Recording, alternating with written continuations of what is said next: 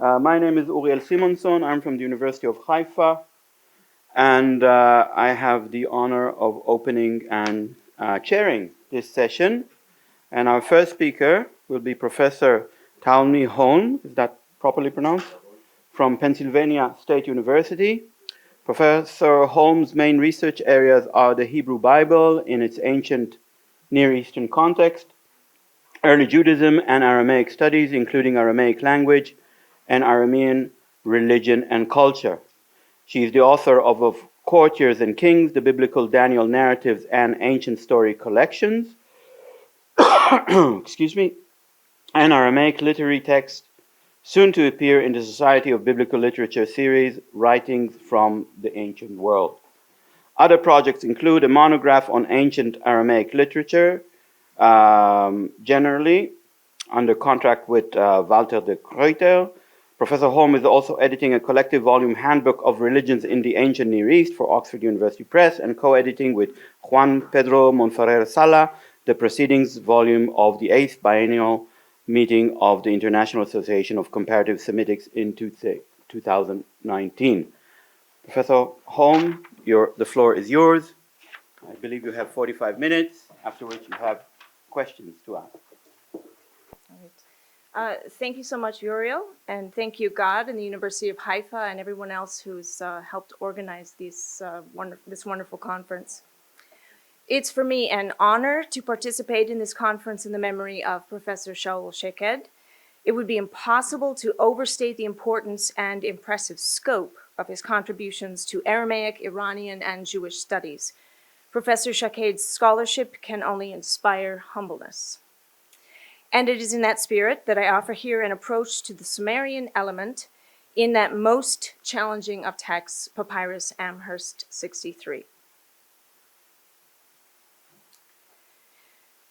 Differently from the other Aramaic texts from Egypt, Papyrus Amherst 63 mentions Samarians in a passage that is by now pretty well known.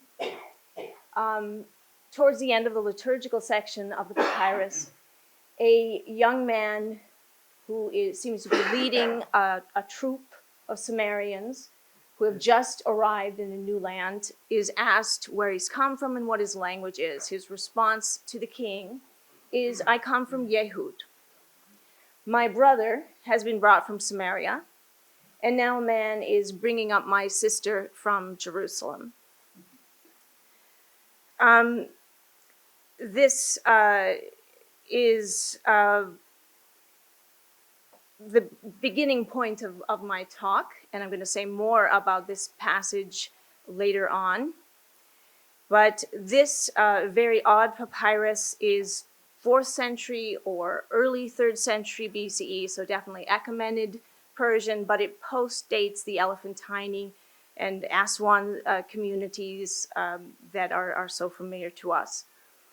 I'm talking about the papyrus in a room in which there are Aramaic scholars and then 2 people who have been working or have worked on this papyrus. Of course, Karl van der Toorn with his wonderful edition from 2018, and Ingo Kotzieper, who has published many articles on Papyrus Amherst 63 up into the 2000s. Yep. So what I offer here on this very, very rich text is my own interpretations, but this very rich text has, by its very own nature, it's open to varying interpretations.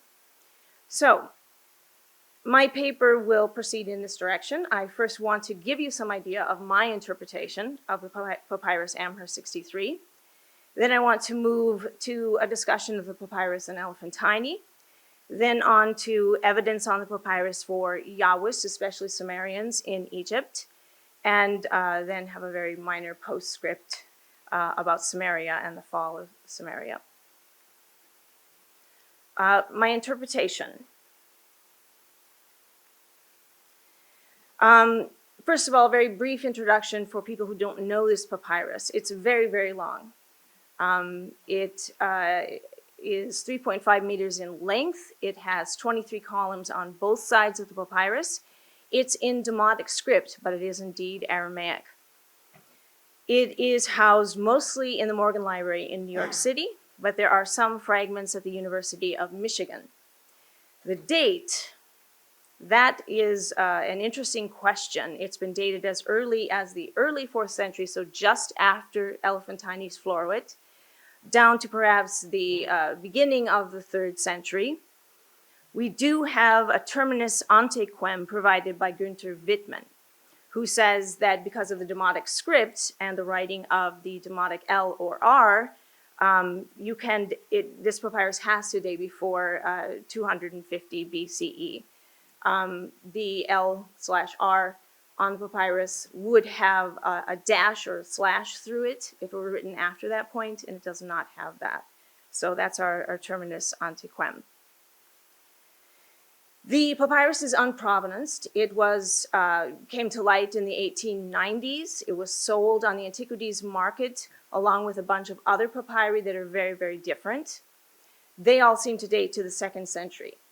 So the knee-jerk reaction at the beginning was that this is also a 2nd century papyrus, but very quickly it was just judged to be so different. It's literary, and of course it's Aramaic in Demotic script. The other papyri are administrative documents or lists or things like that. They're in Greek and Demotic. But this means then that we don't really know where Papyrus Amherst 63 is from. However, I propose, and it may not be accepted by all, that the writing is Upper Egypt, perhaps Aswan. And the reason for this hangs on the fact that the only Egyptian place name mentioned on the papyrus or appearing on the papyrus is Yev. It is not used as a place name. It is instead used as a multi-consonantal sign group as part of a word in Aramaic. So you can see here that, let's see, does my laser work? Yeah, oh, sorry. Yeah. The spelling of the Demotic of Yeb ends in an aleph, which is an odd spelling that seems to be Upper Egyptian, particularly something that was done in the Demotic of Aswan. So my 2 points are here that this is the only Egyptian place name that appears on the papyrus, and its use on the papyrus, its spelling on the papyrus has a weird spelling that seems to be something that in Demotic was only done at Elephantine. But once again, I mean, this is an unprovenance text, and much of the Demotic script is used alphabetically on the papyrus, and that doesn't give you lots of diagnostics to go with as far as script goes. All right, moving forward. History of scholarship, just very quickly, in case you're not aware of this. Discovered in the 1890s, but it took until the 1940s before, for all kinds of reasons that Richard Steiner has outlined. It took a long time before someone published the fact that it really was Aramaic, Raymond Bowman of Chicago. It took another 40 years for people to begin seriously working on it, especially the 2 teams, the Dutch team by S.B. Fleming and Jan Wim Wesselius, and the American team, Charles Nim and Richard Steiner. In the 1980s, 1990s, they worked on the papyrus, editing some portions of it. We also have other people, Ingo Kotzieper, as I mentioned, many articles between 1988 and 2003 on the papyrus. But then there are various other people who worked on the psalm in column 12, which seems to be a version or something related to the biblical Hebrew Psalm 20. And so many people wanted to publish about that right away. So that's what we had up until the 1990s. And then it took a little bit further to the 2010s before you have the recent work. Richard Steiner in 2017 published online on academia.edu his preliminary edition, it doesn't have very many notes, and of course it's based on his work with Charles Nims, who had passed away in the 1990s. But that's 2017, and that brings us to Carl van der Toorn, 2018, first full edition in book form. And then I've been working on it for a while. My publications on it date from 2017 onward to some things that are in press that I don't have mentioned there. My first edition of it will come out in this Writings from the Ancient World series of SBL in a volume called, it's a bilingual edition of Ancient Aramaic literary texts, and it has lots of notes. It should come out at the beginning of 2023. It has lots and lots of notes. I wanted to be a paleographically informed demotic transliteration, Aramaic normalization, English translation, and lots of notes. That's what it has in it. But before this, I have published on various columns, some and edited some columns in great detail. Others I've just in smaller selections or excerpts. The writing system, it is complicated in some ways, not complicated in others. The monoconsonantal signs, there are 36 demotic signs that are used to represent one Aramaic sound segment. Then you have sign groups in demotic, which represent anywhere from 1 to 3 Aramaic sound segments. And I have an example on the screen here for the demotic. What did I do? Okay. Yeah, here. An example here from the divine name Amun, which I designate MN3. It can stand for the Aramaic consonants mem nun or aleph mem nun, or just simply sometimes mem. So it's depending on context what it's doing, and that's just one example among others. The signs used alphabetically, pretty simple. The multi-consonantal signs are the difficult part sometimes. And then on top of that, you've got independent determinatives, about 14 of them that are shoved in to be word dividers. The most common one is the man with the hand to mouth. On the papyrus, there's only a few fixed spellings, mostly of divine names, but some others, words, and some personal names. But then there are some words and names that appear frequently, and they're spelled in many different ways throughout. So this is really a unique papyrus. Other than this, Richard Steiner discovered that there was inserted in a demotic spell from Wadi Hammamat an Aramaic section using the demotic script. It uses principles a little bit like this, but this papyrus is quite unique. In a publication forthcoming, I have looked into the dialect or dialects of the papyrus. It seems to be quite Western, as Steiner and Wesselius noticed right away. The spelling of the word for mouth has a demotic Y, so Aramaic yod, and not a vav. So this indicates the pronunciation of the word for mouth as pem, which would be Western, as opposed to the Eastern pum. I won't go through all of these, but things like a direct object marker, strong evidence for an auhi rather than aihi suffix, that's Western versus Eastern, evidence for a masculine plural determined ayah instead of a, there seems to be evidence for that. Predominantly a yod prefix on the imperfects, with the possible exception of 3 places in the story at the end of the papyrus. There might be a lamed. I know we were just talking about that with Ohan the other day. The preference on the papyrus is to end pronouns and pronominal suffixes that need them with a nun and not a mem.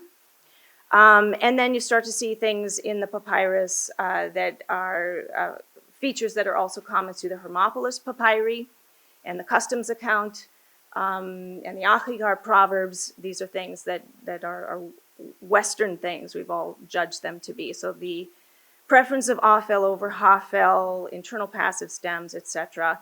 There's limited or no use, I skipped this, of the katil plus the lamed, the passive participle plus the lamed that gives the agent. Something has been done by someone. It's limited evidence of that. And then, of course, we have the lexicon. Lots of Canaanite, presumably Hebrew words all over the place.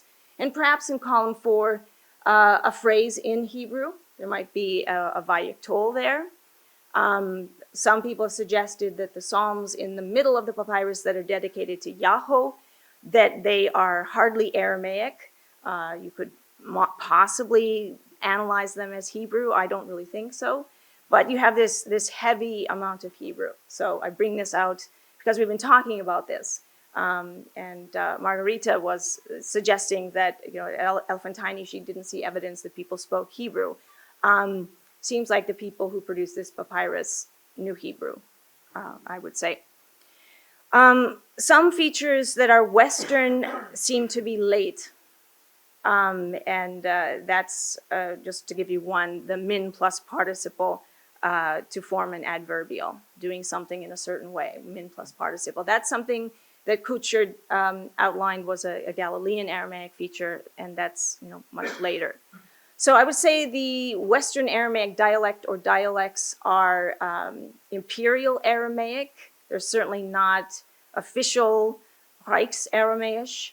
And maybe you might be able to say they that's a little bit hard. Can you exactly date this? I'm not sure. But you do have these late features on it. Contents. Here, I really have a different division than Carl has. Carl has a 5-part division in the papyrus. I would just simply divide it in 2. I think of the contents here as an anthology. I don't agree with your division into a Babylonian section, a Syrian section, a Samarian section, and then a Palmyra section. I think that this is all mixed through. I really see Babylonian elements all over the place, and etc. So I don't divide it that way. I would just say you have an anthology, and you have 17 liturgical columns in which you have all kinds of deities, many different place names, different kinds of genres, but mostly prayers and laments, that kind of thing. The Yahoo cycle in the middle there, columns 12 and 13. Then the recto ends, I think, and in this I'm agreeing with Steiner or borrowing from Steiner here. He doesn't see the amen, amen, I do. But amen, amen, may Nabu cause the time of desolation to pass. I really think that it's possible that the recto was meant to be the end of this thing. But who knows? And then you have on the other side, you have more blessings and prayers. You have the Samarian Judean arrival poem that I mentioned at the beginning. You have a sacred marriage. Then you have the last 6 columns, this narrative, the revolt of Babylon, or the tale of 2 brothers, a fascinating text that is a story, a literary rendering of the historical rivalry between King Assurbanipal of Assyria and his brother Shamash Ukin of Babylon. But the hero of the story is their sister. I don't know that this has been fully recognized. I published for the Festschrift, Jack Sassen's Festschrift, what I think of as a really good interpretation of what's going on in that story. She's the hero. She's the hero, and she is a historical person. We know she is the sister of both of these people. But in the other traditions about the fiery conflagration of Shamash Ukin, this king, she doesn't appear as part of the story, the literary rendering, except for here, and she's the hero. I'll go back to the contents in a second, because I think the liturgical section is an anthology of mostly New Year's celebration kinds of things. So I'll go back to that in a second. But my view of the self-presentation, if that's the way to say this, of the people who produced this papyrus, is that they're a mix of Aramaean groups, and just as Carl saw, this looks like a reflection of the Elephantine or Aswan communities. You really do have people who identify with Mesopotamia, who identify with the Levant, etc., Yehud, but they are keeping alive their cumulative traditions on this papyrus. The liturgical portions of the papyrus, what I find as a main theme, not only the New Year's celebration, but this incredible theme of loss, nostalgia, lament, for lost lands, cities, statues, rituals, cult centers, but I find that there are community unifying elements throughout. One of them, I think, is the unification in the liturgical columns, the first 17 columns, not the story, is a marriage of East and West in very particular ways. And one of the most important ways is the featuring of Nanai, the Aramaean goddess par excellence. Now from the papyrus, we know that Bonnet, known from the temple of Bonnet at Aswan, this is Nanaya.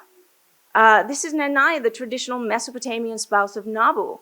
And these are two temples that are mentioned together in the documents we have in Aramaic from Egypt.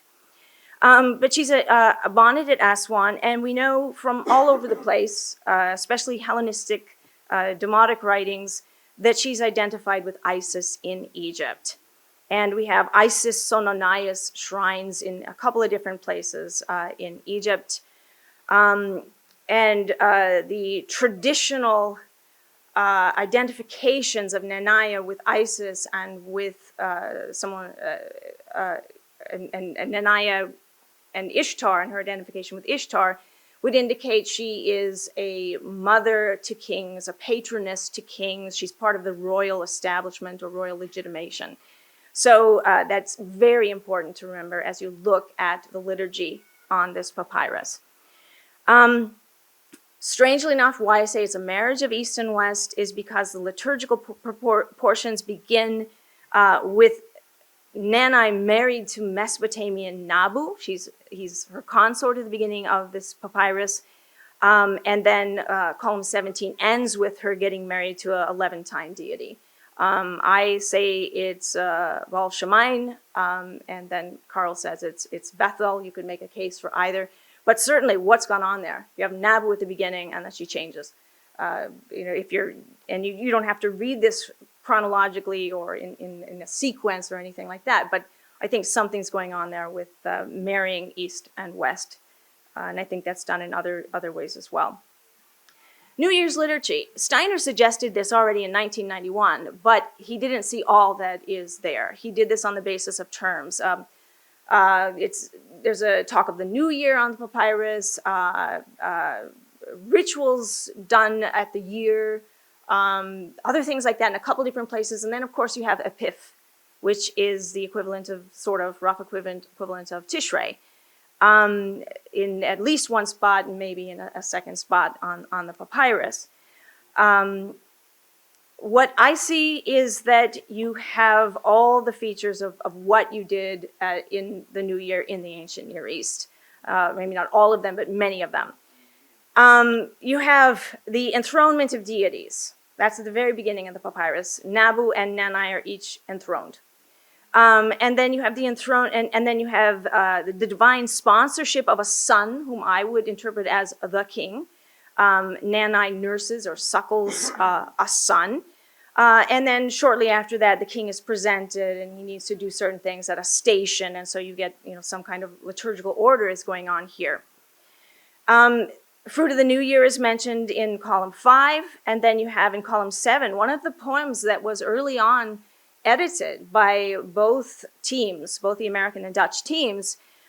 This is a negative lament. And Carl, in your edition, I don't think you see that there is a king mentioned at the beginning of that column, but it is a king who laments with a negative confession. There's no duplicity in my mouth, O God. And this would be reminiscent of day 5 of the Babylonian Akitu in Nisan 05.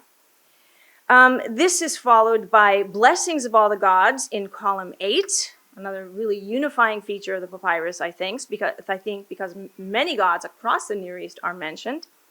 And then this is followed by a procession of sacrifices in ranks of 60 done for remembrance.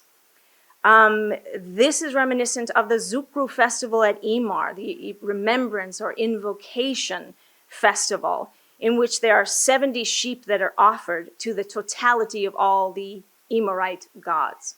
So I think that number 60 on the papyrus represents that idea of totality of all the deities. And I'll show you that really quickly before I go back to the liturgy. This is column 8.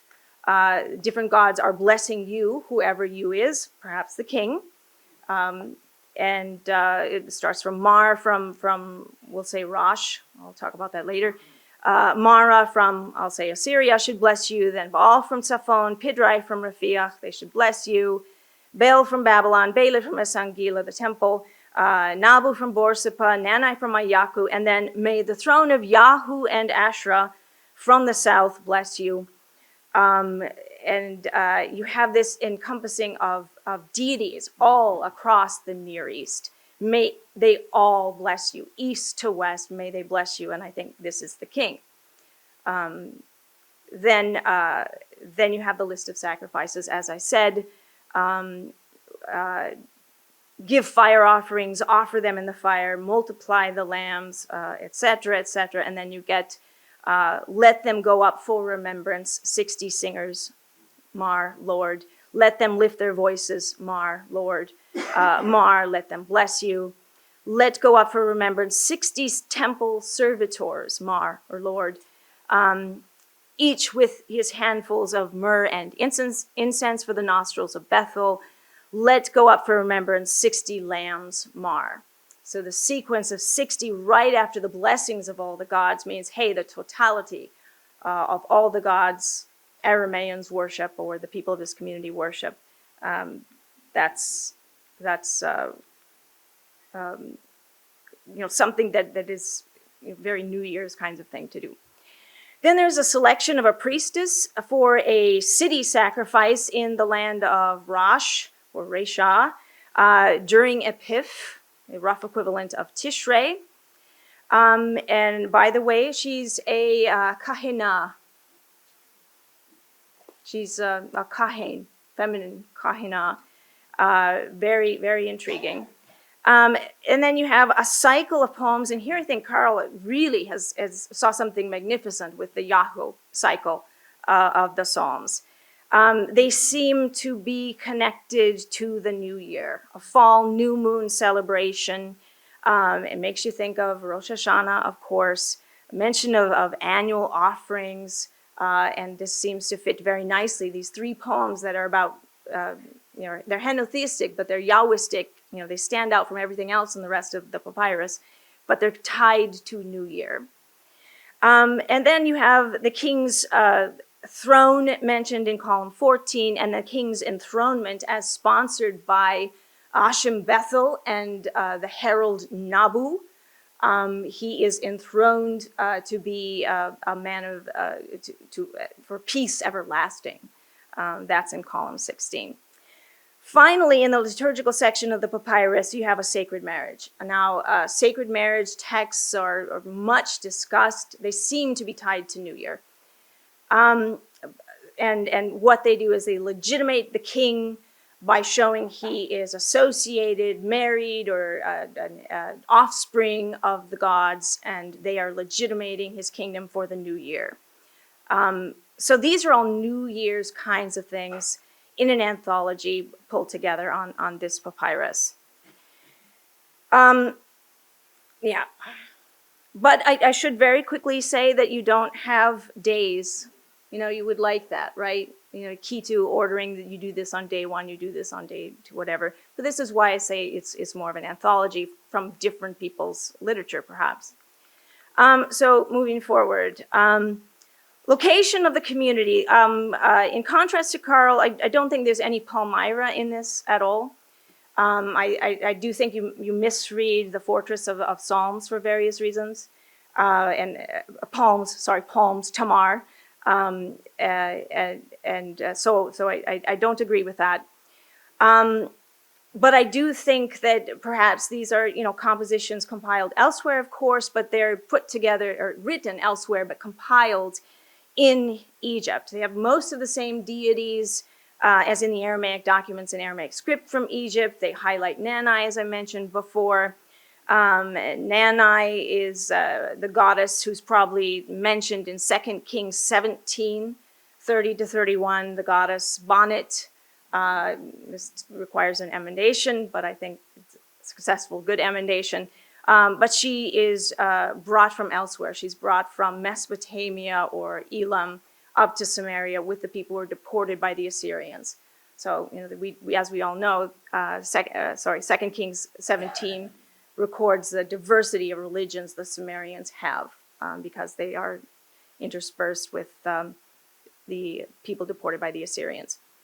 There seem to be a couple of Egyptian loanwords. I think some of the poetry may concern conditions in Egypt, prayer for waterways and canals and things like that. And then I do believe that the collective memory of that arrival of Judeans and Sumerians together cannot be any place but Egypt. And I'll show you in just a second that I think there's a reference, as Steiner does, to Babylon and Nineveh before this. So these are people who had experiences with Babylon and Nineveh, and they're going to new land, being welcomed by a new king. Yeah. The most prominent place name mentioned on the papyrus is Rosh. And I have gone in different directions with this. I used to agree very much with Richard Steiner, who said this is Arash, Rashu in the Zagros Mountains. The papyrus has lots of mentions of eastern locales, Elam. And I think the Hambanites and the Kassites, so, why not Rashu? But others very quickly thought of other things. Fleming and Wesselius thought of the coastal region in Lebanon. There is a place called Darga, or there's a place called Ladder of Rosh on the papyrus. There's a word Darga, which means ladder or can mean ladder, and they thought this was an indication that Rosh was, like Ross Cape. So you could locate, this is a physical place in Lebanon. Coatseeper seems to have pretty much followed that. Vandertoorn locates this in Jebel Ansariya.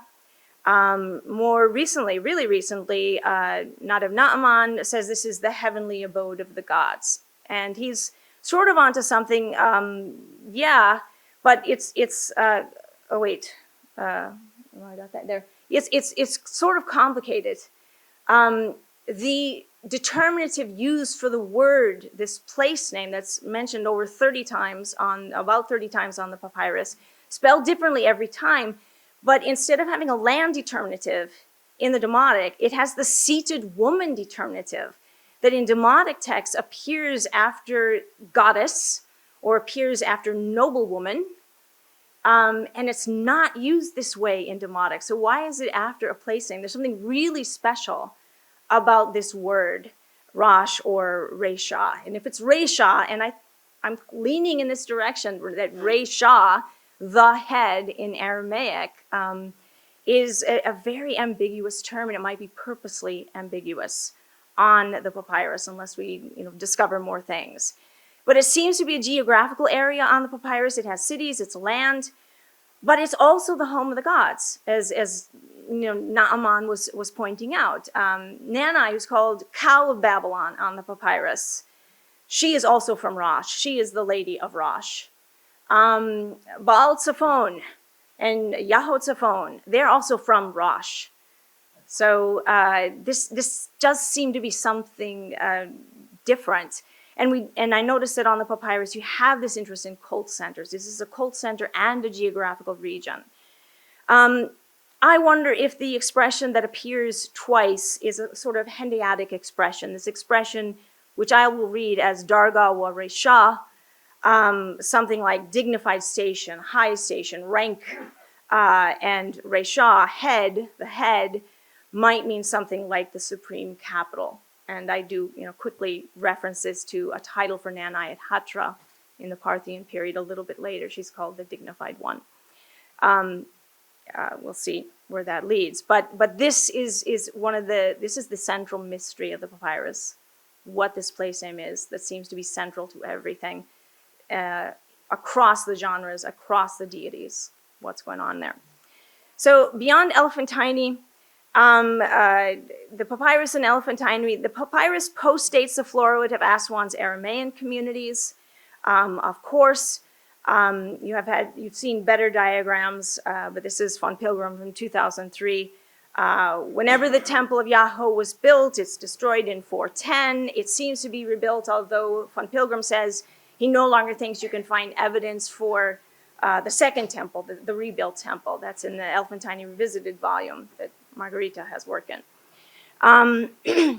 But we do have documents that seem to imply that Yahoo the god's still dwelling in Elephantine, the fortress. So he's got a place, and there's a rebuilt temple.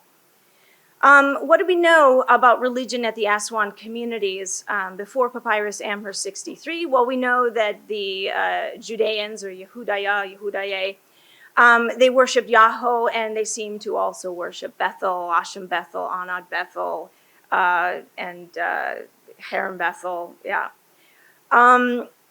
We have the Temple of Yahoo.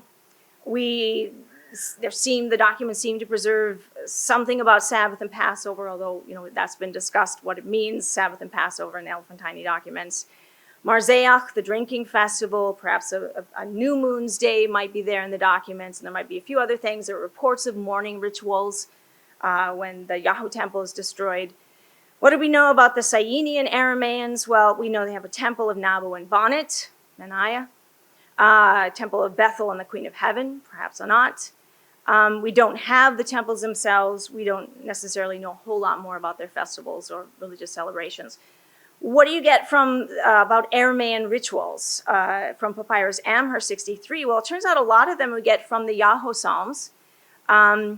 There's a New Year celebration. There is a new moon celebration. There is a psalm that I interpret as a Marzeach psalm. There are poems about sacrifice all over the place. There are prayers all over the place. Sacrifices, terms for sacrifice, all over this papyrus. The animals that are sacrificed are bulls, calves, sheep, rams, lambs, grain and fruit, incense, myrrh, and lavuna. The officiants are priests. There's one priestess. There are servitors. There's a few other names. The celebrants are a crowd that are meant to be communally saying in exultation, Amen, Amen, in a certain section of the papyrus. So we get some new information, but the question is when? I mean, these are probably memories of people who arrived, and these were things they were doing elsewhere. Could they have been doing them in Egypt? This is a question. The Yahoo temple disappears and comes back, but then the Elephantine disappears. But you have other communities in Egypt. At Elephantine, the Yahwism seems henotheistic, syncretistic, or you can debate how to name it.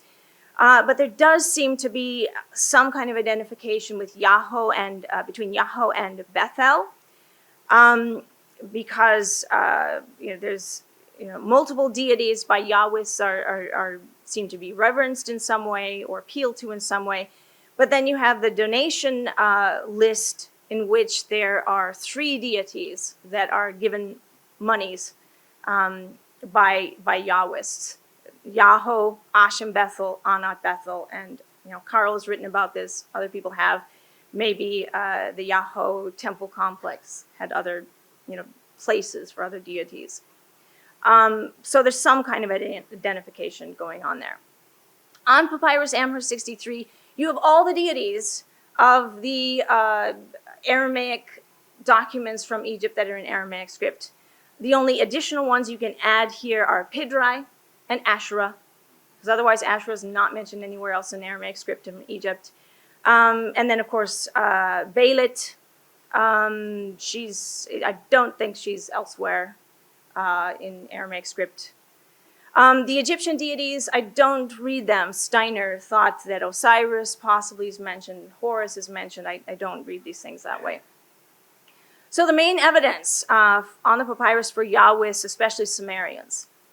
The name Yahoo appears about a dozen times, mostly in the 3 Yahoo poems in the very center of the liturgical portion. You have a throne of Yahoo. I showed you that towards the beginning. It's in column 8. It's that whole blessings of all the gods. The throne of Yahoo is paired with the goddess Asherah. They bless from the south, or they are from the south, wherever that is. What's that temple? Is it Elephantine? Is it Arad? Is it Beersheba? What is that temple? Intriguing. The 3 psalms to Yahoo are very henotheistic, and one of them is a version or somehow related to the biblical Hebrew Psalm 20, and these seem to be very northern laments. They've been called Israelite psalms or Canaanite psalms, Syrian psalms, and I'll show you them in a second. Then you have the Samarian Judean arrival poem, and then, just very quickly, there are some laments and poems about loss that don't name a city, that don't name a place. It's very, very intriguing. The name Yahoo on the papyrus is spelled this way. Looks like I didn't preserve my fonts there or something. But the sign group here in the middle in Demotic is the sign group Cher for upon. So the different opportunities, I should very quickly say that the name Yahoo in the Yahoo Psalms is always parallel to Adonai. So you have no confusion about who it ultimately is, even if it's hard to read the name. Various options, Tsaotzik's options is the one that I follow, that this is Yahoo. And I think further support for his view is that the Demotic word Cher, upon, in its full form is face. In Coptic, that's ho. And we know about Coptic, we know that it preserves sound changes that are far earlier. So if in the Demotic things aren't totally clear, maybe Coptic helps us out sometime. And so I think that the W in the Demotic is the Vav, and it's signaling this should be Yahoo as your pronunciation. And I'll leave aside the whole question of the Aleph for now. But I think then that Steiner is wrong that Hair, chorus, hor, is a heterogram for Yahweh on the papyrus. I don't think that works because it's not hor. It is, this is hor, this is upon, Hair, and these are two different signs. And all the Demoticists that look at this go, yes, these are two different signs. Ingo said this was L, but I don't think that's plausible because L is just simply written the way you would expect it on this particular papyrus elsewhere. 5 more minutes? Yeah, sorry. Here's the explicit immigration scene, and here my reading is different from Carl's edition. This, as I mentioned earlier, and you saw earlier, and this is well known, the Samarians are arriving with this leader who's a Judean, and they say where they're from. But this section begins with a reference to Babylon and Nineveh. And they aren't spelled the way you want them to be spelled, but they are spelled the way Babylon and Nineveh are spelled later in the papyrus.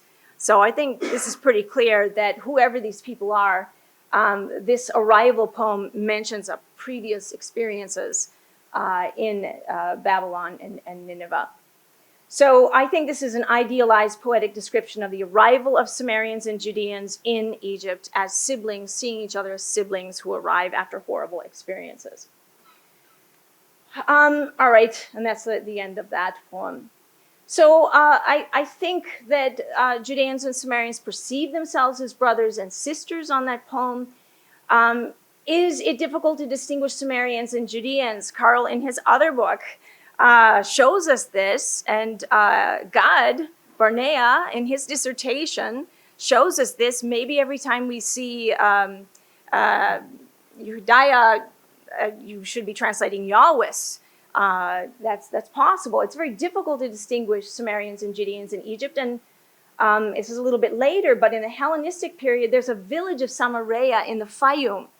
And in spite of the name of the town, everybody has Yahwistic names, the things you would expect for Yahwistic names, and they're called Judaioi in the documents, and they're never called Samarites. So maybe in Egypt, this is just tough.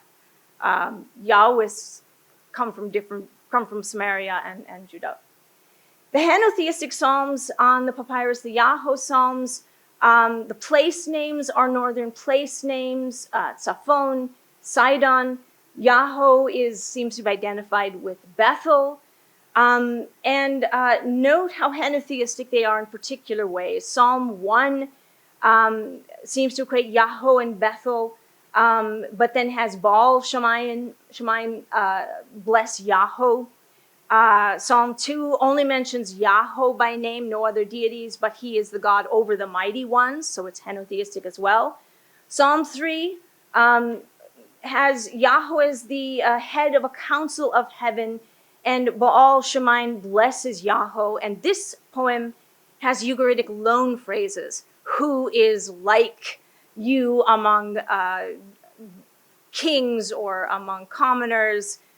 This is a Ugaritic loan phrase, and I think you can see some others as well. So these poems are doing a lovely reversal of the Canaanite tradition. And I spell this out a little bit more in some other things that I've written. Baal from Tzafon is praising Yahoo.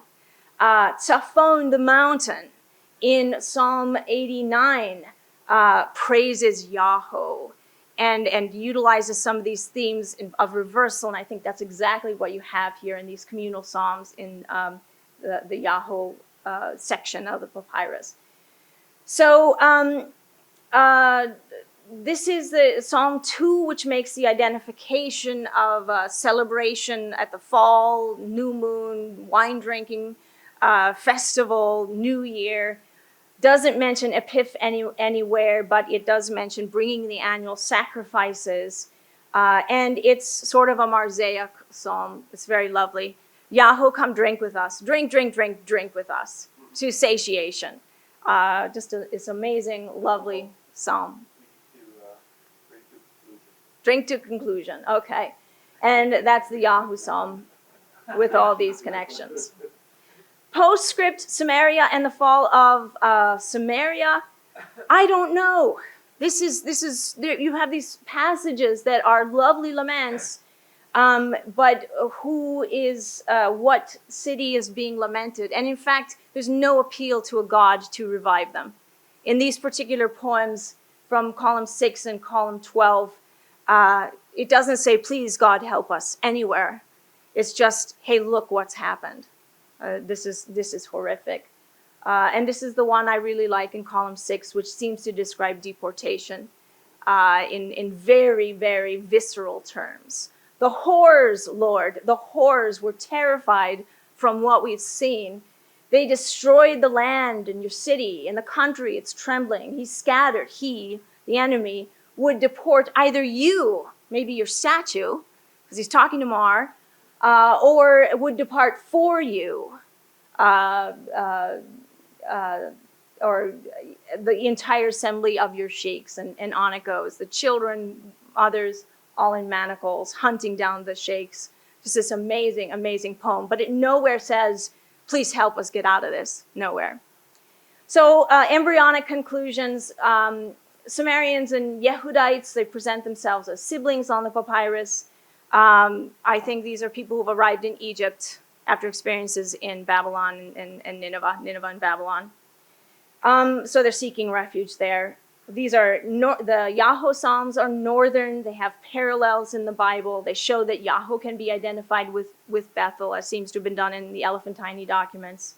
And notice, just one last final thing, there's no biblical knowledge at Elephantine. We've heard that again and again. But the Aramaic community who produced Papyrus Amherst 63, they know a version of Hebrew Psalm 20, or they know the stock language of what goes into that kind of poem. And of course, there would be more to say. This is a really rich papyrus, and thank you.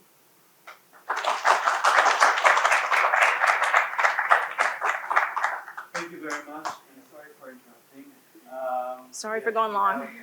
Almost 15 minutes for questions. Sir, over there. Please.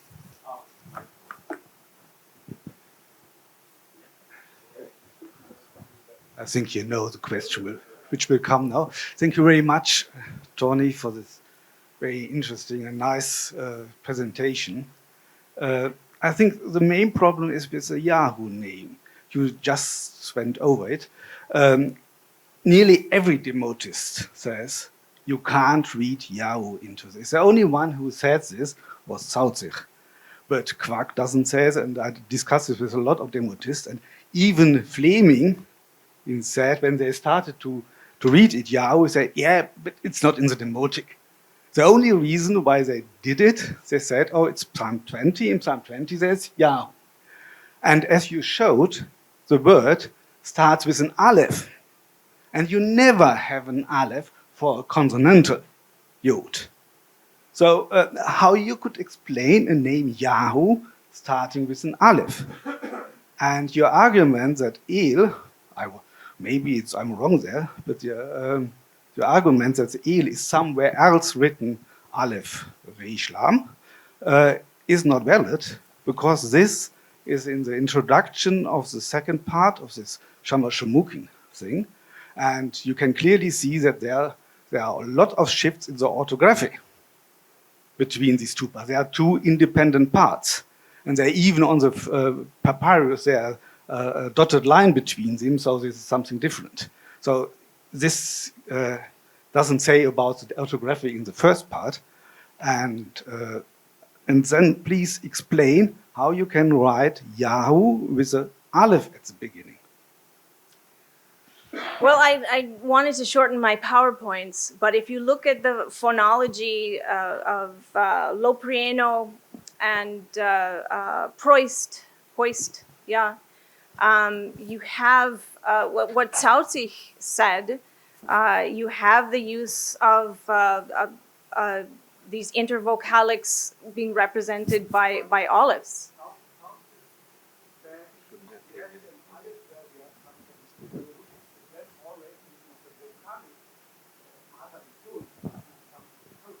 So not a consonant, that's what you're saying. Okay.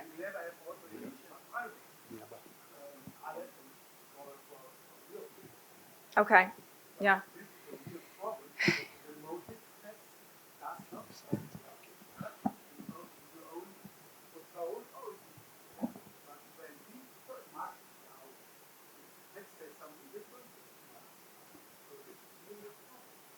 Okay. Yeah, I'll say it's a problem as well. It's tough. I mean, but it's parallel Adonai. So however you interpret it exactly from the Demotic, what the Demotic is trying to do, you know who they mean for a variety of reasons.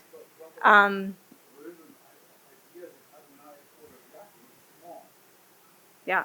I don't think Steiner's right, although his solution is really elegant. Really elegant. You know, when I first read it, I thought, wow, that's lovely. But it's the aleph, the hair upon it could be pronounced as ho, and then you've got that vav at the end. But then your problem is still your aleph and.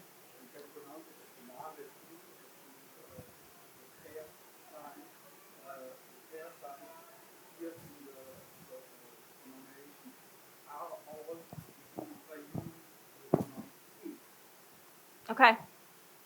Yeah, he. No. The gentleman over there, you had a question? Here. No, over there, behind you. Thank you. Well, thank you for your contribution. I would like just to suggest you to take in consideration the fact that in addition to the divinities you mentioned in Mesopotamia, the same association can be underlined in case of the Iranian area. So, in particular, Nana and Nabu are represented as Anahita and Tiri, which was the Western divinity of the scribes, and both are connected with planetary divinities, which later will become demons. But this is a more complicated situation. So, and you have examples of the couple Nana Tiri or Nana Tishtria in Bactria some centuries later. So the legacy is enormously important. And so the fact that we have on both sides of the empire such an evolution is remarkable. So I think it would be useful considering the fact that we are speaking of the Achaemenid Empire. Right. And so that there is something which happens in Iran. And the role of Nana and Anahita in the Iranian royalty. This is another important point of evidence. So Anahita and Nana in particular were mentioned in Anahita with the Achaemenids But in later time, the Sasanians insisted on the role of Anahid, as the divinity protected the royal house, and in the eastern side of Iran, so with the Kushans, the Kushana, Nana in particular played such a role. So the Mesopotamian divinity still was with her name, even in the calendar. So another interesting fact is the heterographic remark you made about Horus, because this is the period in which the Iranians, the Persians, start to use Aramaic in order to heterography all Persian. So they wrote in Aramaic, but they were in condition to read the text in all Persian and contrariwise. So these other aspects can be perhaps considered. Okay. Yeah, thank you very much. In my 2017 article, I do go into Eastern Nana, Bactria, and I would just very quickly add here that there are Nanai priests at Elam who come from Egypt. There's evidence for that. One last question over here. Well, Tawny, thank you very much for a very rich presentation on we all agree, of course, a most challenging text, but a wonderful, a great text. And we're very much looking forward to your publication, of course, because this will add a lot. This text is simply too difficult for one person alone, I sometimes have the impression. So we have to make mistakes so others can correct us.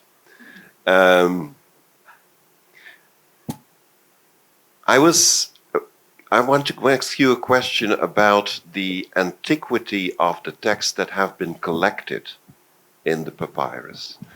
Because, of course, we know the papyrus is from Egypt and is at the earliest written in the 4th century BCE, perhaps later. It is possible, of course, it's quite likely that the communities at Elephantine or descendants of those communities were involved in the production. It is also possible, as you argue, that the collection itself, the compilation, was made in Egypt, but the texts that have been collected, they are older. They were not written in Egypt. So, and you've demonstrated this for the Israelite Psalms or the Yahoo section. They're from the north. It's possible, of course, you have your legacy from the north, but do you think that they predate the fall of Samaria, or do they postdate the fall of Samaria? Another northern element, by the way, which struck me here and which you mentioned also, the mention of throne of Yahoo and Asherah from the south, which of course makes us think of Yahoo of Teman and his Asherah. Yeah, exactly. And but that site is probably also, well, very much a northern. It's in the Negev, but it's yes, and so what is the antiquity of the text? That's basically the point. Well, since it's an anthology, they could be from different periods. I mean, that's no help at all. I